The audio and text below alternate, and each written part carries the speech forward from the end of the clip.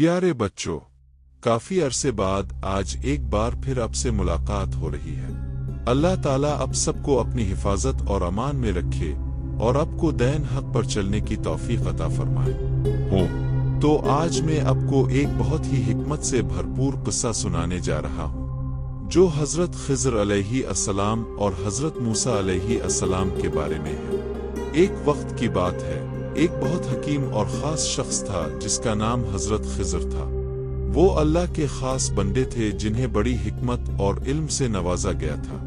हजरत खिज़र को ये खास बात मिली थी कि वो बहुत लंबे अरसे तक जिंदा रहते थे और वो दुनिया भर में सफर करते, हिकमत बांटते और लोगों की मदद करते। एक दिन हजरत मूसा एक सफर पर निकले ताकि इल्म हासिल करें। उन्हें हजरत खिज़र का नाम सुना था जो अपनी हिकमत के लिए मशहूर थे और उन्होंने फैसला किया कि वो उन्हें तलाश करेंगे। हजरत मूसा चाहते थे कि वो हजरत खिज़र से कुछ इल्म सीखीं और जिंदगी के राज समझें। हजरत मूसा अपने साथी लड़के ओशी के साथ सफर पर रवाना हुए। वो दौर तक सफर करते हुए एक ऐसी जगह पहुंचे जहां समंदर और खुश्की मिलते थे। यहाँ उन्होंने हजरत खिज़र को पाया। हजरत खिज़र ने उन्हें मुस्कुराकर खुश आमदीद कहा और हजरत मूसा को इल्म सिखाने का वादा किया, लेकिन उन्होंने एक शर्त रखी। हजरत मूसा को जो कुछ भी वो करे, इस पर सवाल नहीं करना होगा, चाहे वो कितना ही अजीब क्यों ना लगे। हजरत मूसा ने इस शर्त को कबूल किया और सीखने के लिए तैयार हो गया। जैसे ही वो दोनों सफर पर निकले, हजरत खिज़र ने कुछ ऐसी चीजें की जो हजरत मूसा को बहुत हैरानकुन लगे। सबसे पहले हजरत खिज़र ने एक कुश्ती को नुकसान पहुंचाया जो समंदर में जा रही थी। हजरत मूसा हैरान होकर बोले, आपने ये किया? ये कुश्ती अच्छे लोगों की थी। हजरत खिज़र ने जवाब दिया, याद रखो, तुमने वादा किया था कि तुम इस वक्त तक सवाल नहीं करोगे जब तक मैं तुम्हें वजह ना बता दूं। आखिर तक सब्र करो, फिर सब कुछ वाज़ेह हो जाएगा। फिर वो एक लड़के के पास पहुंचे जो अपने दोस्तों के साथ खेल रहा था। हजरत खिज़र ने वही काम किया जो हजरत मूसा के लिए बहुत अजीब था। उन्होंने इस लड़के की जिंदगी को ले लिया। हजरत मूसा चौंक कर पूछते हैं, आपने ये क्यों किया?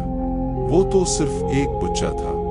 हजरत खिज़र ने फिर कहा, तुम्हें सब्र करना होगा, मैं तुम्हें सब बताऊंगा। आखिरकार वो एक गांव पहुंचे जहां के लोग बहुत बदसलूक थे।